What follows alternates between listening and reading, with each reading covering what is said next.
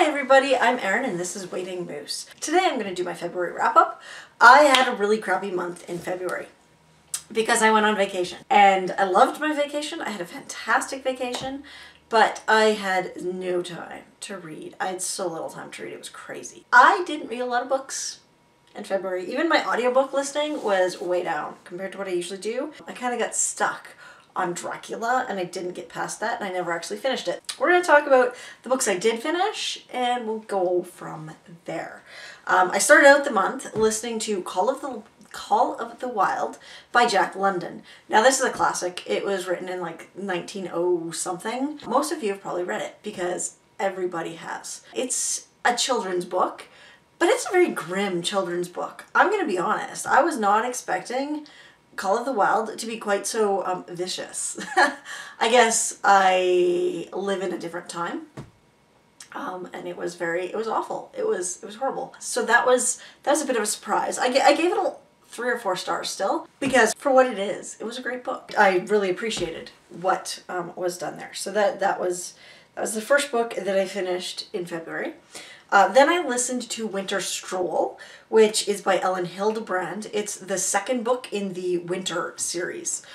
The first book, basically this series, it's a trilogy. I want to say it's 3 books. So Winter Storms is the next one, and then I'm finished. But it's a trilogy that follows this family in Nantucket. And it starts out, I don't really want to give anything away if you haven't read them, but so I can't really talk about the second book because it really is a continuation of the first book. It follows this family and a bunch of the members of the family as they grow and change, and you see them every year at Christmas because that's the deal with Winter Street, right? I really enjoyed that one. I gave it 4 stars. I can't wait to listen to the third one in this series, which will finish it up. Hopefully there's some good news for the family in that one. Then I read a physical copy, paper copy of Curiosity Thrilled the Cat, which is a cozy mystery by Sophie Kelly. This one is the first in the series, and I actually really liked it. I gave it 3 stars. I mean, it's a cozy mystery. It's not high literature here, but it was a very good read. I did enjoy it, and I will continue with that series as well. Then I listened to Armada by Ernest Cline. I listened to this because I loved Ready Player One, and hey, it was also read by Will Wheaton, and I'm a huge Will Wheaton fan, so there's that. Yeah, I'm such a nerd. This one doesn't get a very good rating on Goodreads. It's a 3.48. I gave it 3 stars. I just didn't think it was good as Ready Player One. It was still fascinating, and he created a really interesting world and a really interesting storyline with it, where this boy, basically they recruit video games, well they use video games to train kids to be soldiers, and so they're, you know, some of them are good at army kind of routine or maneuvers. Some of them are good pilots. It follows the one guy that is picked up and brought into the military to fight aliens, and it was really actually a really good science fiction light read. Extremely light science fiction read, but you need those once in a while, right? Then I'm going to move on to books that I actually own. I read some of those. In my Boxing Day book outlet haul, I got Kate Atkinson's Case Histories. This is the first in the Jackson Brodie series. I loved it. I had tried reading this previously and I failed. I failed because I was trying to read it at lunch at work. I didn't have enough time really at any given time to dedicate to it to really pick up where the story was and where it was going. It doesn't start out like a traditional mystery at all. It starts out, Jackson Brodie is a private investigator. I actually thought he was a police officer. He's not. He's ex-police officer, private investigator, and the book doesn't start out with Jackson Brodie at all. It starts out with the victims and the family and friends of the victims. And it tells their stories before you even ever come close to meeting Jackson Brodie. So that was unusual for me, and it took a bit for me to get into and get used to. But once I did, I actually really enjoyed this. But if you go into it, be aware that it's not a traditional mystery at all, and you may leave the book a little unsatisfied. I did at first. I was a little unsatisfied with the ending. After a little bit of reflection on it, I really like this book, and I like it because it's not your traditional mystery. It's not everything is neatly wrapped up, which fair enough. It's a series, right? Case Histories, which was one of the few books that was actually on my shelf that I owned. I'm trying to read more of the books on my shelf and failing. Another book that I read this month was, sorry, I've got too many books stacked here, The Graveyard Book Volume 2 by Neil Gaiman. I love this 2-book series. In the past, I had already listened to The Graveyard Book, the whole thing, like not as a graphic novel, obviously, because audiobook. But I'd already listened to it, so I basically knew the story. This still was a great read for me. I'm obviously a Neil Gaiman fan. Yeah, so if you like graphic novels, this might be a good choice for you. And yeah, there's a reason it's a award winner, and there's a reason that Neil Gaiman is as popular as he is. Bailey just lost my page. She just knocked a giant book off of the table beside me because she needed to rub her head on it.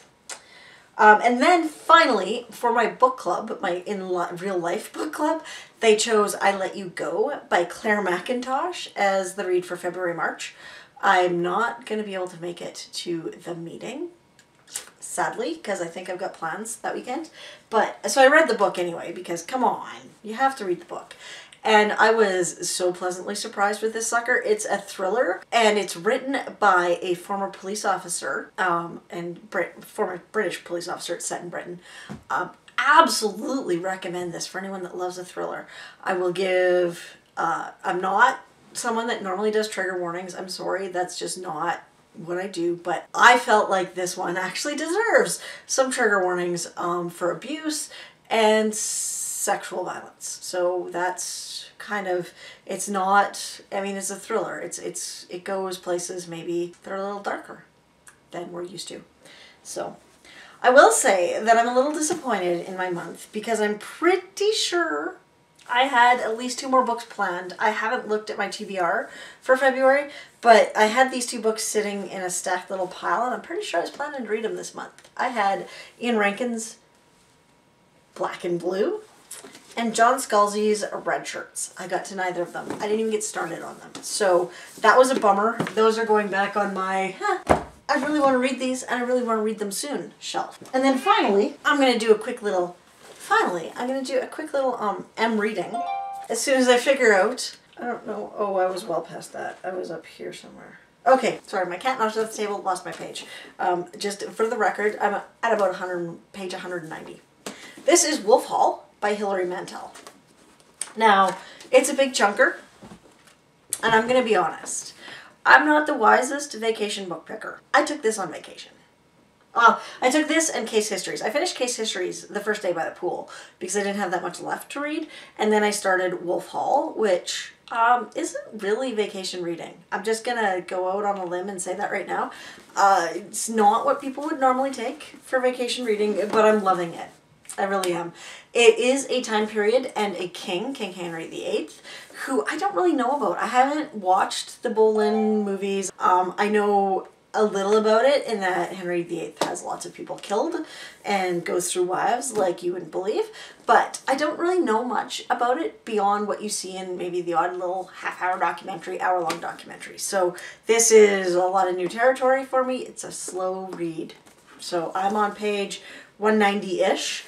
Out of 650-ish. Loving it. So I'm really glad I finally got around to that this year because I think that, yeah, I'm actually reading a lot of more difficult books and books that I should have gotten to a lot sooner this year, which is exciting. How exciting. So that was my month of February. I am currently listening to The Nightingale by Kristen Hanna. And I'm also reading an advanced reader copy of Bloodstained Tea. It's on NetGalley.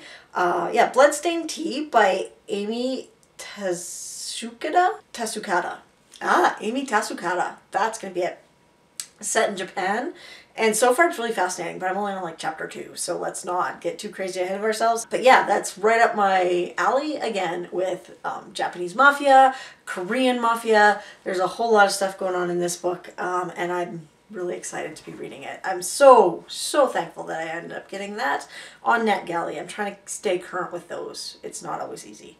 Yeah, so I'm currently listening to The Nightingale and reading Bloodstained Tea. Pretty sure that catches me up to what I'm reading and what I had read. So that was my February. I hope you guys all had a great month in February. I did not. I mean, I did. My vacation was fantastic. I rode all the roller coasters. And up until I met my husband, I didn't really do roller coasters because I was scared of them. When I was a kid, there was a tragedy. Edmonton is in Alberta, and there's a giant mall there. And in the mall, there's a theme park. There's an amusement park. And this amusement park had an accident on one of the roller coasters, and people died.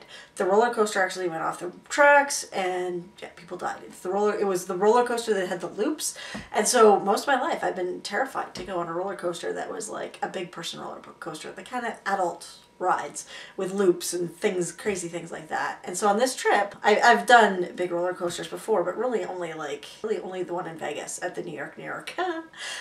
I have never done this many roller coasters all at once. And we did like the Hulk at Universal Studios. I went to Florida, by the way. I went to Disney World. I went to Universal Studios. So we did the Hulk, the Dragon Challenge, both colors, red and blue. Expedition Everest, Space Mountain, the Seven Dwarfs Mine Ride, Big Thunder Mountain, the Aerosmith one at Hollywood Studios. So I had a blast. Total blast in Orlando. 2 weeks in Florida though is like way too much. I will tell you that right now. I am not good on 2 weeks of vacation. 10 days in, I was like, can I go home now? I don't know if I really wanted to go to work. Maybe I wanted to go to work, but I wanted to come home. It's the introvert in me. Anyway, that is my update for February, and until next time, I hope you're having some really good reading. And I will have some new videos again soon. Thanks again for watching. Please like the video if you liked it. Oh God, I feel like I'm begging. Please, no, okay. Please, like, if you like the video, like it. If you want to see more, hit subscribe. I try to do regular videos, 2 a week. I'm still working out a schedule because every time I think I've got a schedule, I break it. So let's pretend I don't have a schedule, or whatever days that I deliver the videos or the schedule. I'm Erin, once again, and this was Waiting Moose. Have a great day, everyone.